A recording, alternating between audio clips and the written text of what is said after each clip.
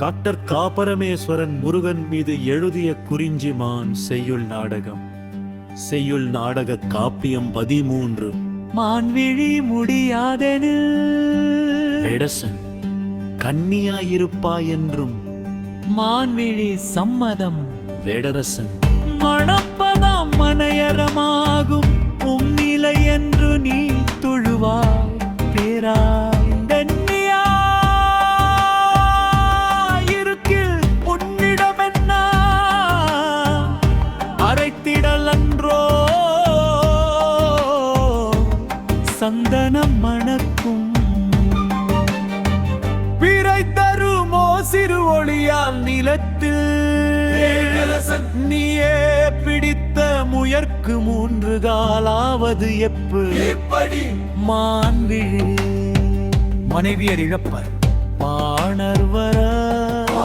பரமேசுர முனிவர் வந்தனர் வாயிலில் பிணரம் நோக்கினார்.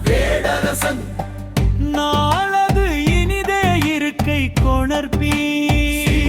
வேண்டாம் என்னவாயினும் கோழியர் சொற்படி கடத்து வம்மல்லல் இன்று தாழு நிணர்த்தி நினும் தந்ததும் 10 நாள் நீயும் தெரிவிப்பாய் வாய்த்திறம் உரைத்தே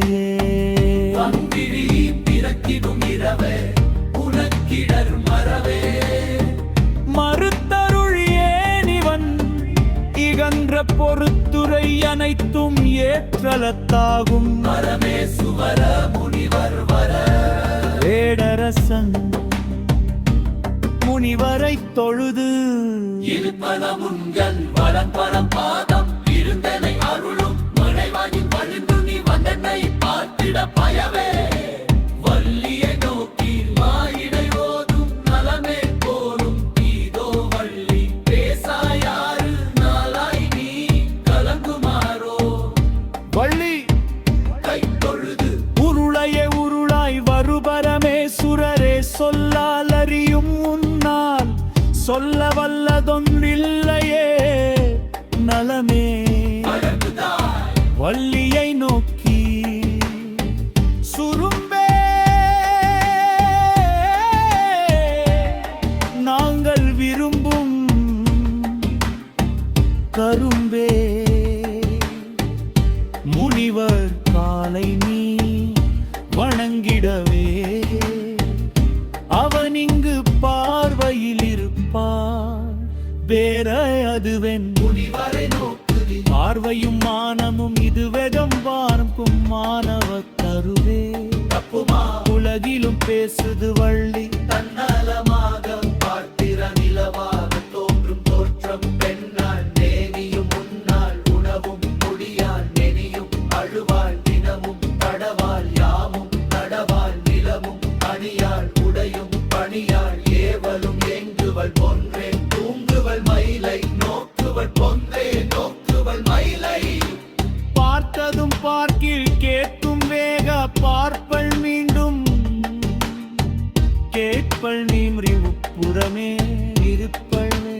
அகமே சிரிப்பள் கண்ணீர் பொழிவள் அன்பின தருவள் இப்படி இருப்பின் எப்படி யாமோ மார்பிழியும் நினும் விருந்து பார்த்தும் நில்லி இருவரை தருவழி கூறின உரிமணி தருவதும் பெறுவாராயின் குமரனுடன் இனிமேல் இருப்பள் அமரரும் மேல் வரு தனிமுதற் குருவே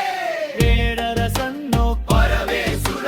கிழவிற் பருவம் வருவதும் நாளை இனிதகு நன்னில தலமும் போக்கும் கனியும் மரமும் காடும் பேரா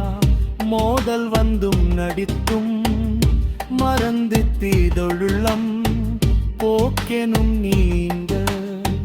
வளர்பொற மருண்டு வருப்பே சொலியில் வண்ண மந்தரும் இன்னும் பாரிடை போ எட்டி போவே